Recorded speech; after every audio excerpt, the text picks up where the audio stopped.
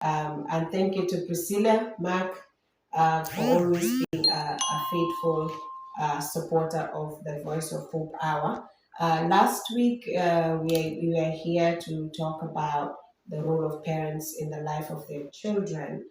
in all aspects, spiritually, academically, socially. There's been a request to do the program in Wolof so that parents who are listening on Radio Veritas could also be able to grab something from that. And so today I'm going to try my very best to speak in Wolof as well, but also to talk about some of the things like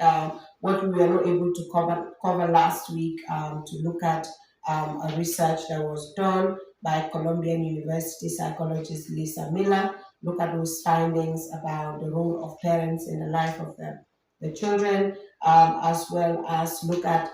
further go into details as well about the 10 rules of good parenting in the life of a child, as well as the parents' role in the mental and psychological growth of their children. So today, let's just be happy. Let's just I know it's the season of fasting and all of that. People might be tired, but this is also sharing knowledge in this season to be able to get people to do the needful, to do the right thing at all times, because in the Lenten period, one of the arms or one of the pillars of fasting is almsgiving. And in almsgiving, it could be money, it could be your time, it could be your love, it could be, a smile you put on someone's face, something you do to the list of God's children. Are you visiting the prisoners? Are you visiting the sick? Are you giving food to the hungry? Are you giving clothes to the naked? Are you, welcoming a stranger? Are you taking care of an orphan? All of that is part of almsgiving. So yeah, taking care of our children and being good parents to our children is also part of almsgiving. So I hope that we'll take this in good faith. Suma mbokkee rek lii programme boo xam ne la Voice of Hope Hour la tudda ñoo fi dee nekka Thursday bu nekk at 7 to 8 p.m. si la programme bi dee start tey nag am na programme ma doon def last week mooy taxawaayu waajur yi si dundin seen doom yi tey nag loolu laa toogal fii nii pour bantuwaat ko tuuti rek si olof pour képp koo xam ne déggul angale mbaa déggul lu ma doon wax last week si angale daal. So loolu la ñoo waxtaanee te lii nag ñu ne am na solo trop pour waajur yi taxawal seen doom yi am na taxawaay yu bari nga xam ne waajur yi taxaw nañ ko si dundini seen doom yi te mu am maana am solo trop lii nag benn si yooyu taxawaay yooyu mooy spiritual growth mooy naka nga doxalee sa dundini doom si diina bi nga xam ne moom nga nekk di topp. Naka nga war a yaree sa doom si yëfi diineem mun a xam diineem mun a taxaw si diineem mun a taxawal diineem mun a def lu baax bi nga xam ne loolu la ko diineem bi laajte. So benn si yooyu mooy nga jàngale by exemple mooy li nga def ak li nga wane loolu nag dafa war a toolu si yoon boo xam ne yoonu diine la yoon bu baax la yoon bi nga xam ne Yesu Krista moo ñu ko wanal parce que xale yi duñ dee jànge si loo leen di wax lu bari liñ dee jànge mooy si liñ gis so loolu si liñ gis loolu noonu loolu moo waral li ñoo jànga si seen dundin so waajur bu nekk am na ite bi nga xam ne Yesu Krista daf la ko teg bi yow mi nga nekkee waajur ba balaa nga am doom yàlla daf la taanal jëkkër jox la jëkkër o jox la jabar bi nga xam ne si kanamu yàlla nga ko séyale ñu jox la doom si yoon boobu noonu even soo seyutee si jàngu bi sax waaye nga am doom bi nga xam ne yàlla moo la ko may parce que suñ téere bu sella bi mun nañu ne xale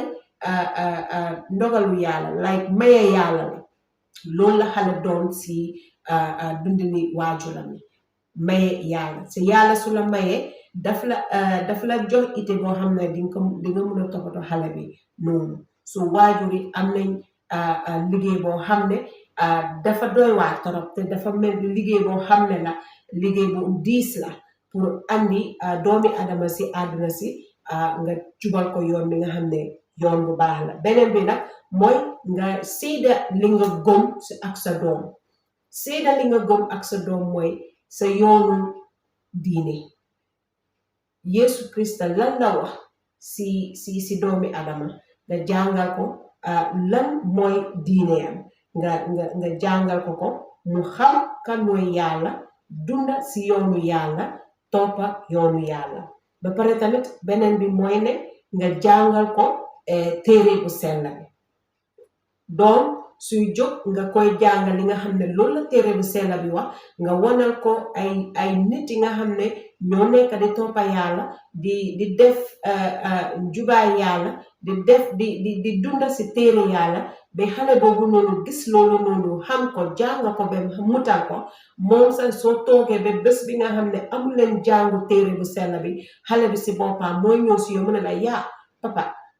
lii de daal tey moom defuñ jàngi téere bu sell bi li xaw mën nañ ko def dañ ko bugg a def xale boobu noonu parce que danga ko teral si yoon boo xam ne dafa xam lan mooy téere bu sell bi ba pare tamit beneen bi mooy ne nga jàngal ko li nga xam ne mooy lu baax values mooy suñu yoon yu baax yi jàngal ko lan mooy dëgga jàngal ko lan mooy joxe comme ñu ngi si or bi ñu ngi si weeri koor bi ni nag daf ñu taxawal si ñetti faana mooy ñaan or ak joxe mooy ndimbal ki nga xam ne daf ko soxla so nga jàngal xale naka la moo mun a waxee dëgga naka la moo mun a taxawalee dëgga naka la moo mun a taxaw si yoonu njubaay def li nga xam ne loolu la yàlla santa ba pare gis na ko si téere bu sell bi xale boobu noonu mun a toppa yoon bi ba mu baax def li nga xam ne mooy lu baax su génnee ci biti lu mu jàng si kër gi si téere bu sell bi ak si waajuram yi loolu la moo yóbbu ci biti su demee sax ba mbedda bi du ko jàngal li nga xam ne jaarut yoon dafa toog ba xool seetaat lan la jàng si téere bu sell bi ak lan la waajuram yi ko wax moom xale boobu noonu du toppal li ko mbedda bi wax waaye dina toppal lu téere bu sell bi wax ba pare tamit ñu ne nga jàngal ko li nga xam ne loolu mooy xaw si dundini doomi adama nga jël ko jàngale ko sa doom parce que si dundini doomi adama am na yi nga xam ne jaarut yoon am na ñi nga xam ne yeneen doomi adama dañoo def lu jaarut si yoonu yàlla waaye xale boobu noonu soo jëlee exemple si yooyu noonu nga teral ko sa doom nga ne ko ne lii waruloo koo def kii def na lii waaye lii mooy conséquences bi tey man doon waxtaan ak suma benn xarit ñu ngi waxtaan ñi fi yoonu yàlla man ko doon wax ne gis nga doomi yàlla ki nga xam ne yiwu yàlla mu ngi si dundinam su demee ba def mistake boo xam ne dina mun a yaaxal ñu bëri ñi nga xam ne ñoo taxaw di ko xool di roy si lu mu doon ni doomu yàlla su defee benn mistake yàlla daf ko dee jàngal loo xam ne ñooñu suñ ko gisee duñ ko defati understand su nekku ne yàlla daf ko bañ waaye yàlla daf laa wane li xam ne li nga def lu bon dafa am li nga xam ne lu koy toppa mooy lu angale di wax consequences li nga xam ne def nga ko te baaxul yàlla daf la dee wanal consequences gis ngeen story David bi nga xam ne dem na bi tëdda ak jabari jàmbur ba pare rey kooku noonu si kaw noonu yàlla dafa wàcce si wan ko lum def baaxut King David jànga si loolu mu wecci yoonam bi mu jubluwaat si yàlla baalal ko aham mu dog di amati doom bi nga xam ne moo nekkoon King Solomon so loolu la yàlla dafa si téere bu sell bi yàlla dafa def ay li nga xam ne daf ñu jàngal pour ñu xam lan mooy bàkkaar lan mooy yoon bi nga xam ne yoon bu jubut la ak lan mooy yoon bu baax so ñu toppa si yoonu yàlla bi nga xam ne mooy yoon bu baax bi so nga teral loolu sa doom bi jàngal ko ne ku def lu bon lii moo laa dal soo defee lu baax lii moo laa dal nga jàngal ko si exemple si yooyu noonu nga xam ne moom dina si jàngal su demee ba si biti bi nga gis ni ki nga xam ne nekko di jaar yoon bi nga xam ne yoon bu baax la mun naa ida kooku noonu na kooku wecceeku oo kooku bañ waaye def na waalaam pour jàngal kooku noonu. ba pare tamit ñu ne nga saaku ndimbal si ñi nga xam ne ñoom nga bokkal diini like saaku ndimbal si ñi nga xam ne ñooñu ngay demal church. Am nañ fi ay Legion of Mary, am nañ fi Saint Martha Society, am nañ fi ay groups yoo xam ne ñu si biir church bi yi nga xam ne yow soo demee ba soxla ndimbal, soo demee ba gis ne fii moom sa taxawaay mutu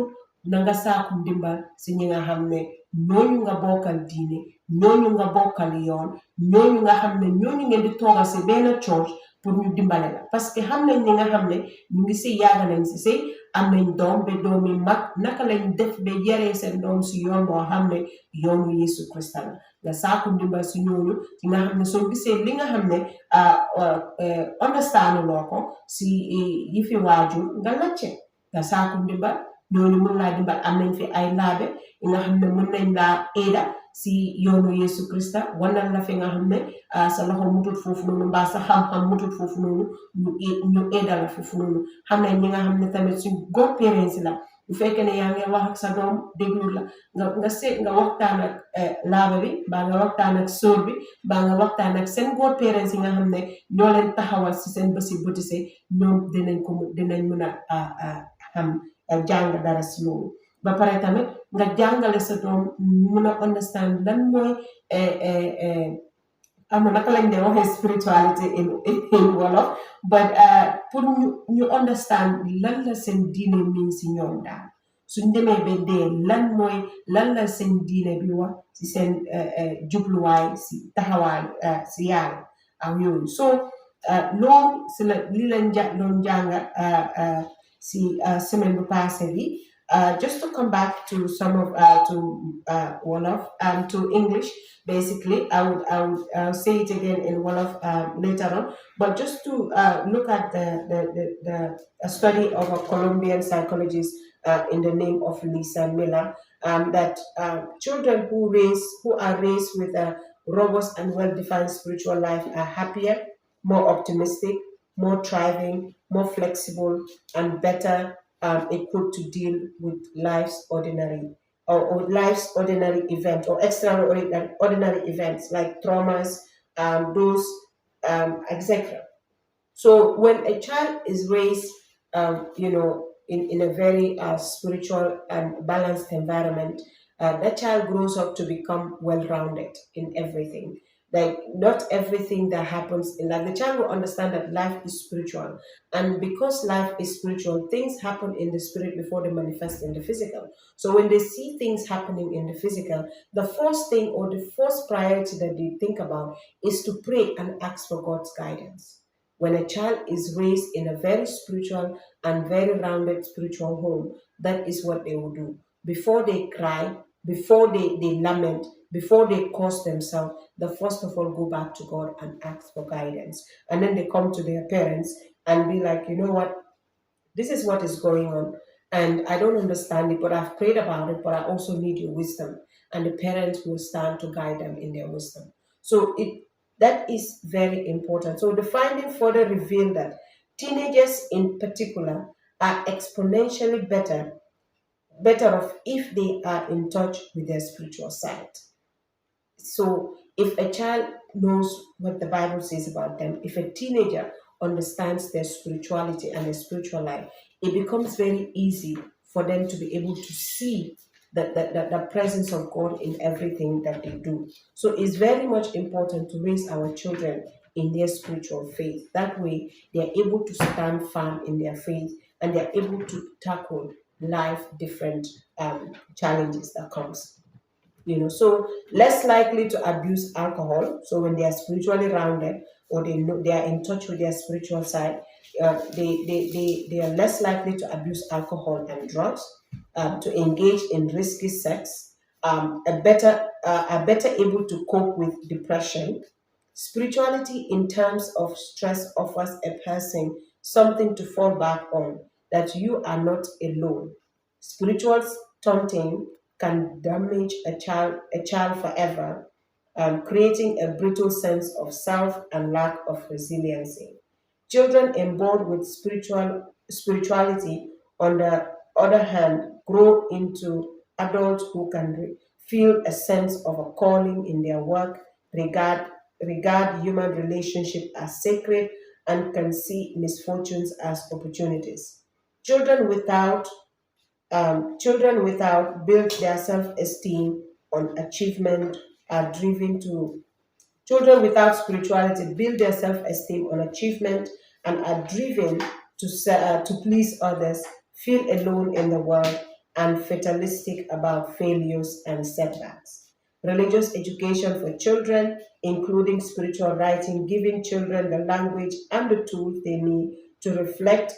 and explore their spiritual experiences. So you see how a lot of things happen in our lives. We see people who,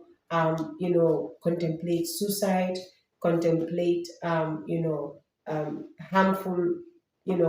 ways to hurt themselves because something happened in their lives that they cannot handle. But if it is someone who is in touch with their spiritual, a child who's raised, to get in touch with their spirituality, they understand that whatever is happening in my life, it's not a fact that, or it's not an obstacle that is here to destroy me, but God has a reason to put me in this particular situation, and therefore I'm going to hold on to God to the end of it all. When disaster struck, do they fall back on God or do they fall back on the things, on their material things that they've earned? So when you are in touch with your spiritual life, you feel like whatever loss you've experienced in your life, it's not the end of it, because you know that at the when you lost a loved one, you know that they are with the angels, they were in the bosom of God, they're in a resting place. You understand? And you hold on to the faith that one day you're going to be reunited with that person in the heavenly realm where you are serving and praising God all the days of your lives. So, but if you're not in touch with your spiritual side, it becomes very difficult if you don't have the faith that life doesn't end after death. Life doesn't end when death occurs. There's a life after that. And that you are holding on to a God that never fails, a God that stands with you in the storm, a God that stands with you in the light. So that is what you do when a child grows up in touch with their spirit, the spiritual aspect of existence. They become fully aware of everything that is happening around them, and that prayers will help them grow in their faith and strengthen them when things go wrong. In their traumas, they will hold on to God. They won't hold grudges against anyone, because the Bible teaches them to pray and forgive for those who wrong them, persecutes them, or say things about them. They will pray for them. They will know that it's not their doing that they are doing all of those things, but they will pray for them and they will render love unto them. That is a child that grows spiritually. So li ma doon wax loolu rek mooy ne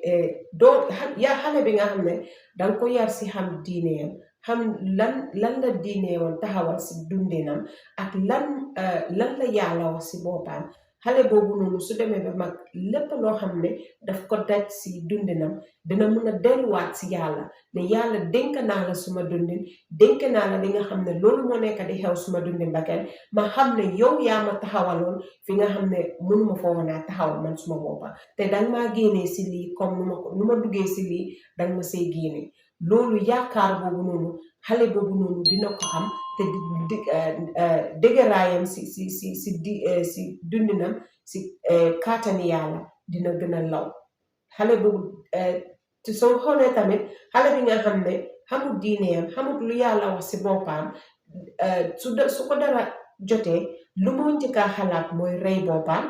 mbaa gaañ boppam mbaa def li nga xam ne comme nit moo ko tooñ mu dem ne dafa rey kooku noonu, mbaa mu teg ko gaañ moo xam ne kooku du ko mun a faate. Loolu la ñoo njëkk a xalaat. Waaye xale bi nga xam ne danga ko yar si diine, danga ko yar si yoonu yàlla, danga ko yar pour mu baale, danga ko yar pour mu ñaanal ki nga xam ne moo ko tooñ, loolu su ko nit tooñee mbaa mu def ko li nga xam ne daf ko métti, lu moo njëkkaa def mooy delluwaat si yàlla, jooy si kanamu yàlla ne yàlla kii tooñ na ma waaye baalal naa ko, bàyyi naa ko sa loxo, defal lu gën si man. Xale boobu noonu ngëmam dina gën a takku, ngëmam dina gën a taxaw si yàlla te moom du xalaat li nga xam ne dafay gaañ boppam mbaa mu gaañ na ko ku ko tooñ loolu mooy différence bi nga xam ne moo xale yi nga xam ne dañ yaroo si diine yaroo si yoonu yàlla yaroo si li nga xam ne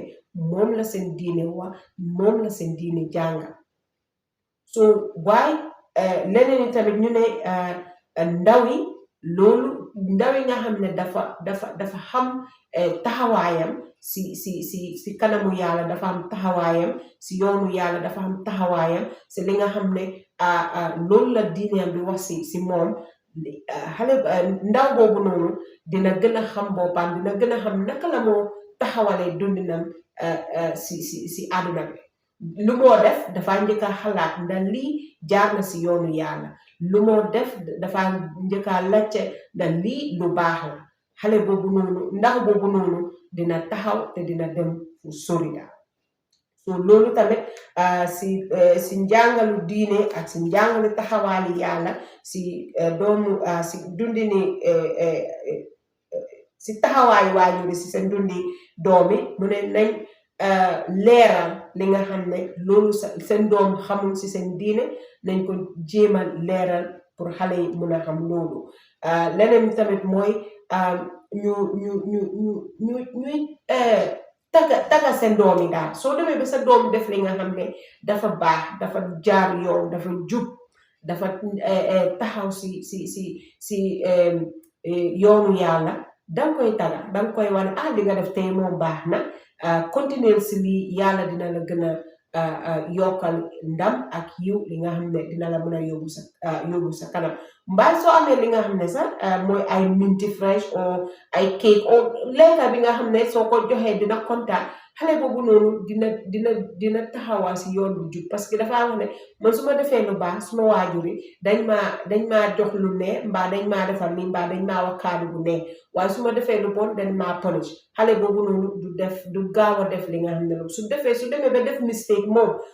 yaree ko si bëggeelu yàlla soo yaree sa doom si bëggeelu yàlla xale boobu noonu dina xam ne li ma def nii baaxul te duma ko mus a defati parce que lii baaxul si kanamu yàlla te suma waajur yi appreciate wuñ ko so duma ko mus a defati te dafa tuub si loolu noonu mu gën a nekk nit ku baax gën a nekk yoon mi nga xale bi nga xam ne dafa déglu waajuram déglu kaddu yàlla déglu li nga xam ne loolu la ak déggu si nga xam ne si li nga xam ne loolu la waajur yi nekk di ko jàng ba pare tamit na nga fexe ba su fekkee ne yaa ngi am Bible si kër gi te sa doom yi jàng nañ yow xamuloo lan la mënuloo riij si anglais dangaa wax sa doom yi jëlal sa Bible bi nga jàngal ma nga jéemaa expliquer lan la Bible bi wax si anglais parce que yow danga dee dem church danga dee déglu li nga xam ne mooy kaddu yàlla ne yi da nga nekk catholique nekkuloo catholique méthodiste nga mbaa protestant nga waaye chrétien nga xam ne yaa ngi déglu kaddu yàlla si sa pastor bi mbaa si sa laabe bi mbaa nga dem Bible studies ñu laa jàngal Bible bi foofu noonu dangaa wax sa doom yi tey dama dem church mbaa dama déggal lii ci li nga xam ne loolu la laabe bi wax mbaa loolu la pastor bi wax léegi dama bëgg nga ibi si téere bu sell bi nga jàng ko nga yow tamit nga expliquer ma nga wax ma lan la Bible wala lan nga jël si lii su téere bu sell bi lu mu wax si lii loolu mooy dangaa toog di jàngal sa bopp di jàngale sa doomi si li nga xam ne mooy kaddu yàlla mooy téere bu sell bi ba pare nga wax leen ay story si nga xam ne loolu nga dégg si Bible bi loolu nga gis pastors yi ak laabe yi ak sœur yi ak ñi nga xam ne ñooy jàngalakati Bible téere bu sell bi ñu di koy wax nga jàngal ko nga wax leen stories yooyu noonu stories yi nga xam ne sa doom yi mën nañ see jàngal ba nga defal leen Bible quiz boo xam ne ñoom danga leen a laajte lu nekk si téere bu sell bi ñoom xale yi ñu di la tontu ba pare tamit nga lifin leen soo leen di jàngal bu nekka jàngalekat o waajur bi nga xam ne danga strict trop doo signal sa doom yi doo leen doo kaf ak ñoom doo def li nga xam ne like sa xale bi dina la xool rek mu smile loolu dafa tiital sa doom bi ba nga xam ne du la ñemeñ a jege so loolu dangaa nekk waajur bi nga xam ne danga flexible time mu yaree jotee nga yar sa doom mu xam ne time yi yar moo jot time yi kaf ak reetaan ak foo su jotee ngeen foo time yi study su jotee nga wax sa doom mu dem study mu déglu la loolu mooy relationship bi loolu moo war a nekk si famille bi nga xam ne xale bi suy jóg mu gis loolu noonu si waajuram yi gis loolu noonu si magam yi gis loolu noonu si rakaam yi nga gis ne famille boobu noonu dina nekk famille bu sell famille bi nga xam ne kaddu yàlla moo taxaw seen diggante loolu daal moo war a nekk si time si taxawaalu jàng bi dafa baax torop pour waajur yi di seet seen doom yi xam naa ne am na waajur yi bu bari nga xam ne demuñ école waaye lu ñoo jàngal doo xale yi si kër gi léegi xale yi duñ ko dee jàng si école bi waaye tamit su xale yi demee school ba waaca yow waajur bi danga war a taxaw nga xam ki nga xam ne moo nekk di jàngal sa doom bi si school bi teacher boobu noonu nga xam ko nga am nombaam nga xëj na nga am safum dëkka boo soo demee ba nga xam ne danga gis li nga xam ne moo la jaxaas sa doom bi mun ngaa delluwaat si school bi maa nga koo teacher boobu noonu nga ni ko ne man dama gis li nga xam ne daf ma jaxaas suma doom bi lii la daan def si kër bi waaye léegi nekkatu di ko def mbaa nga gis sa doom bi mu ngi improve nga koo teacher bi nga ne ko teacher de suma doom bi dee su ñëwee léegi xam nga nu ko dee jàngale waaye dafa baax torop jàppal si loolu parce que su ñëwee si kër gi balaa moo dem foy mbaa balaa moo seetaan télé daf day njëkkaa def homework am bi dafaa njëkkaa def li nga xam ne moo war si moom si kër gi ba pare mu toog ba pare mu ñëw toog ak famille bi waxtaan ak ñoom léegi sax daf ma day jéem a explainer lan la gaay def si classroom bi teg loolu mooy waajur nga xam lan la sa doom di def si mbedda nga xam lan la sa doom di def si school bi nga xam lan la sa doom di def ci church bi ba nga xam lan la sa doom di def si dundi bakkenam bés bu mu jógee si suba ba balaa ngoon danga war a toog ak moom nga laaj ko lan la def si school bi bu fekkee ne waxut la dëgga nga call teacher bi nga ne ko ne sa doom bi de suma doom bi de nii ak nii ak nii laa gis si moom te jaarut yoon nga dimbale ma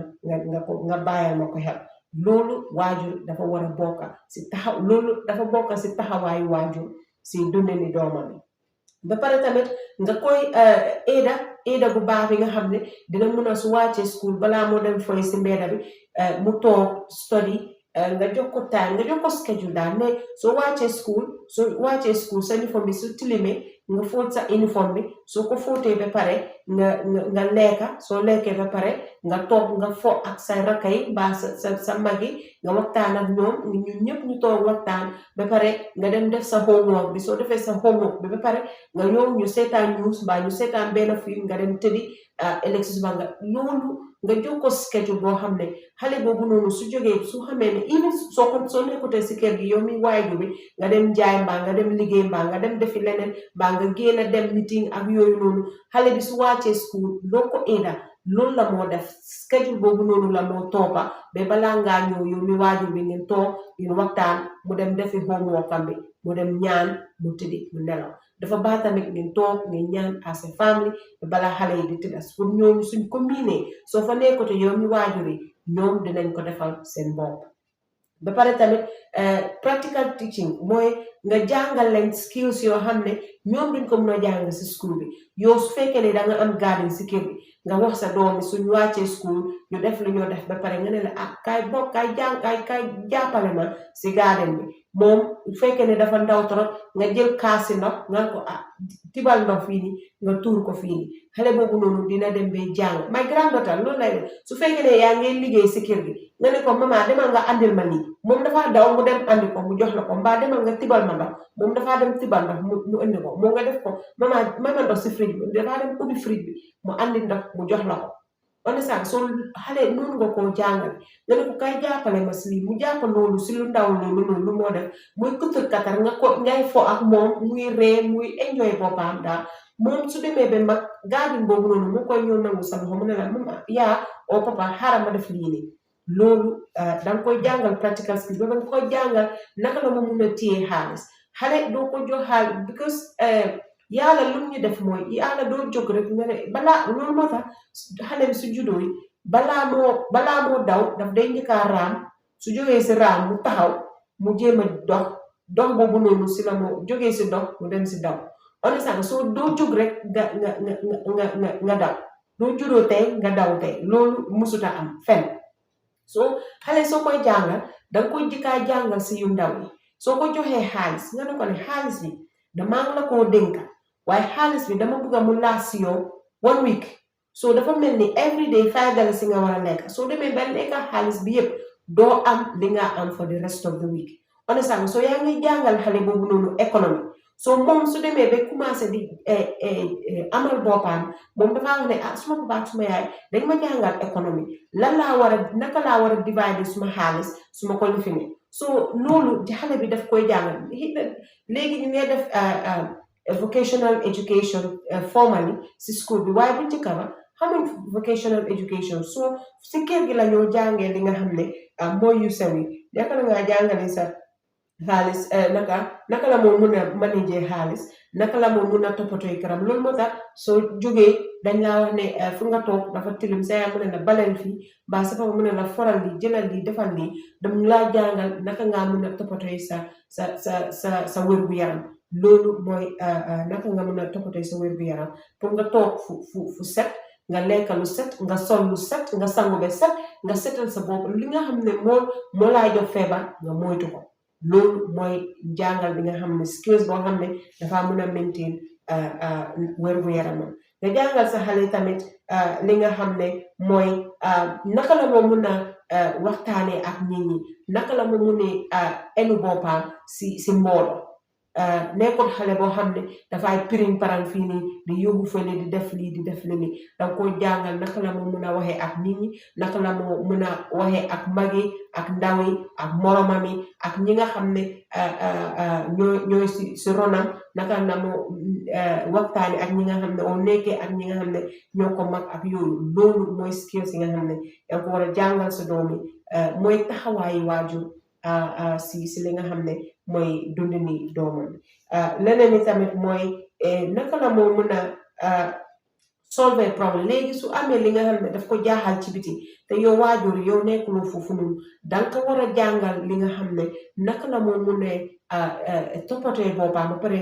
solve problème yi nga xam ne yow waajur yi soo fa nekkute ñoom ñu ngi ko face yow waajur yi soo jàngalee sa doom ne waruloo xuloo waruloo saaga waruloo def li nga xam ne dafa gaañ sa morom yi doomi adama xale boobu noonu su demee ba nit andil ko problème ba tegal ko si kanamam xale boobu noonu lu moo njëkkaa xalaat mooy suma waajur yi lan lañ ma jàngal si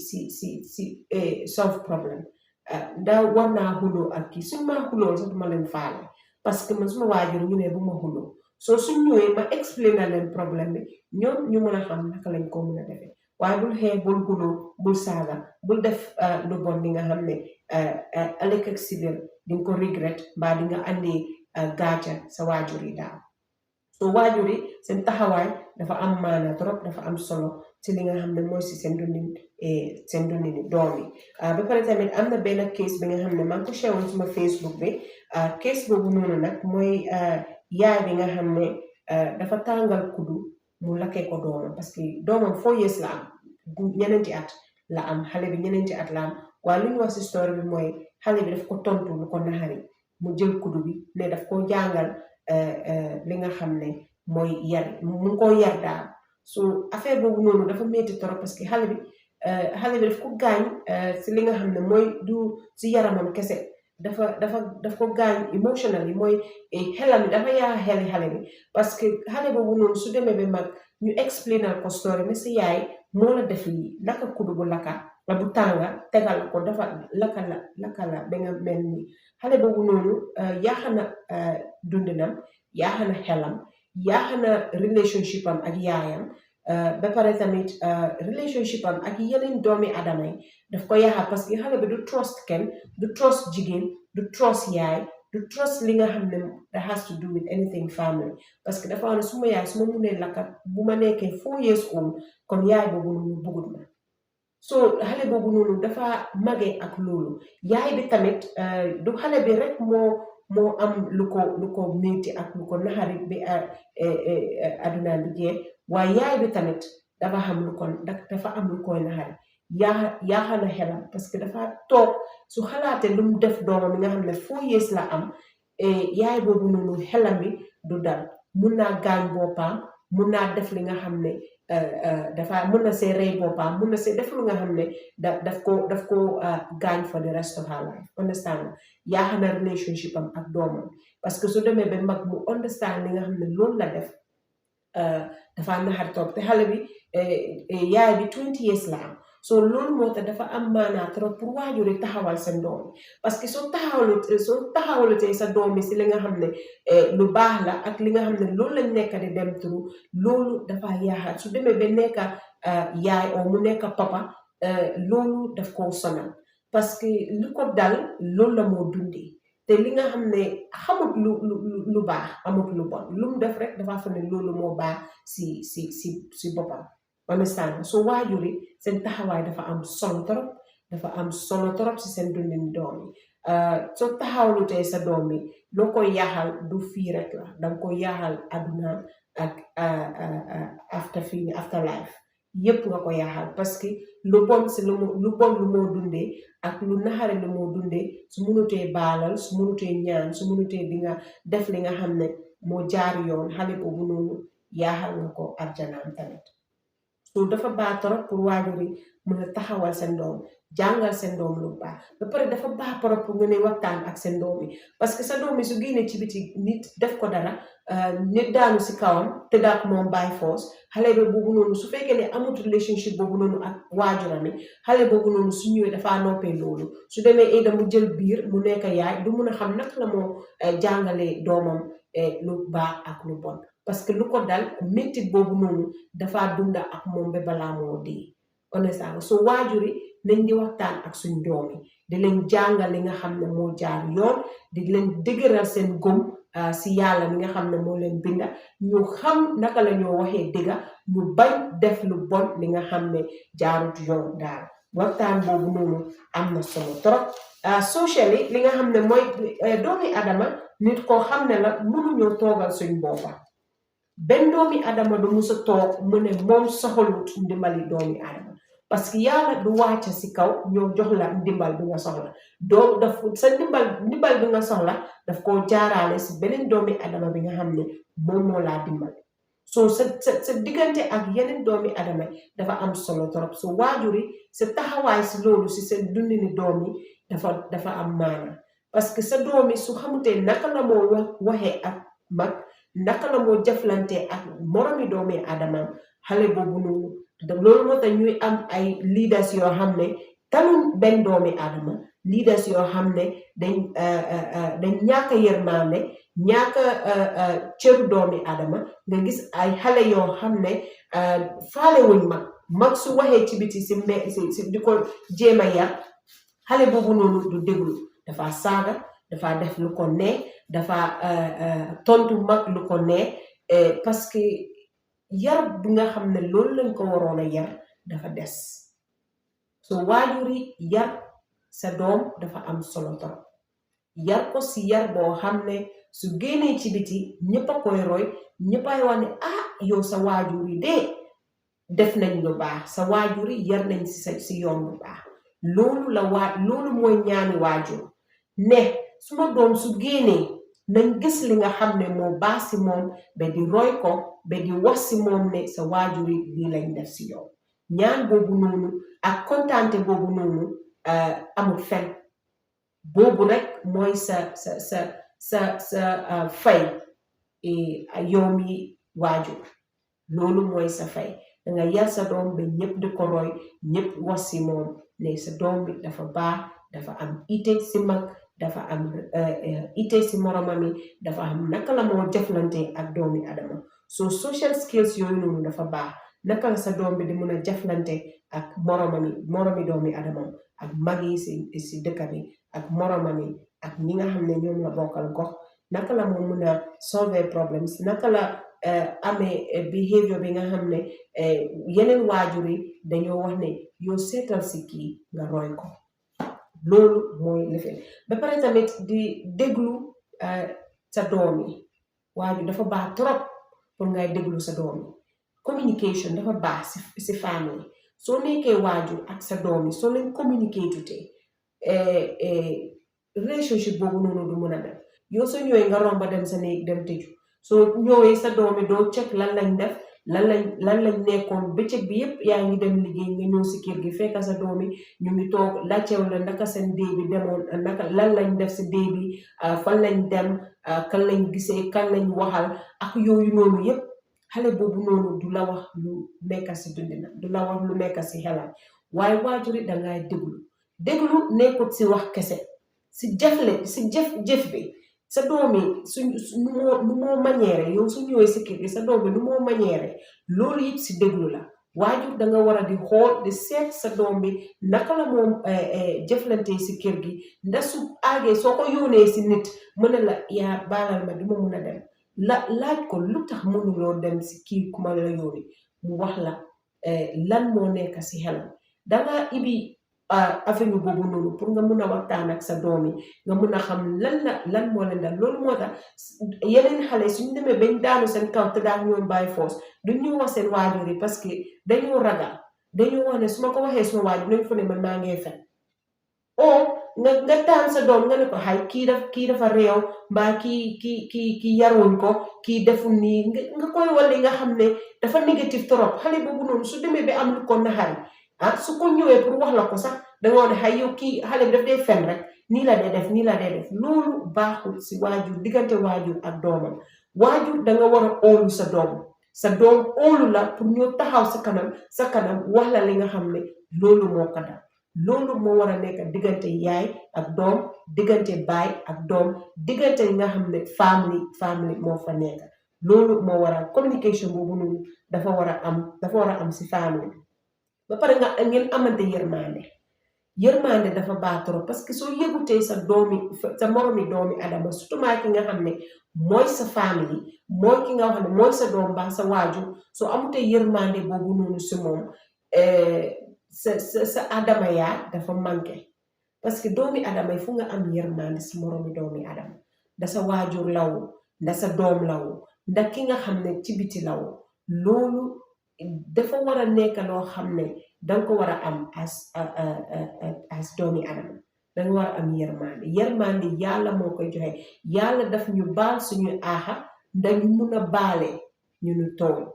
soo ku la tooñ soo ko baalee yaa ngi dundi yàlla Saint John daf ñu wax ne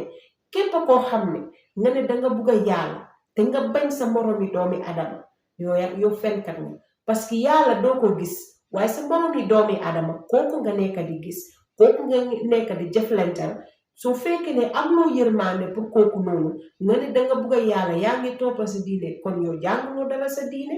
jànguloo dara si nga xam ne yàlla bi nga xam ne moom ngaa toppa jànguloo ko parce que ñaari loi bi nga xam ne Yesu Krista moom la ñu jox mooy pour ñu bugga ki nga xam ne mooy suñ néego mooy kan képp ki nga xam ne daf ñu jege képp ki nga xam ne doomi Adama la te ñu sàkk ko si image and the likeness of God doomi Adama boobu noonu sa néego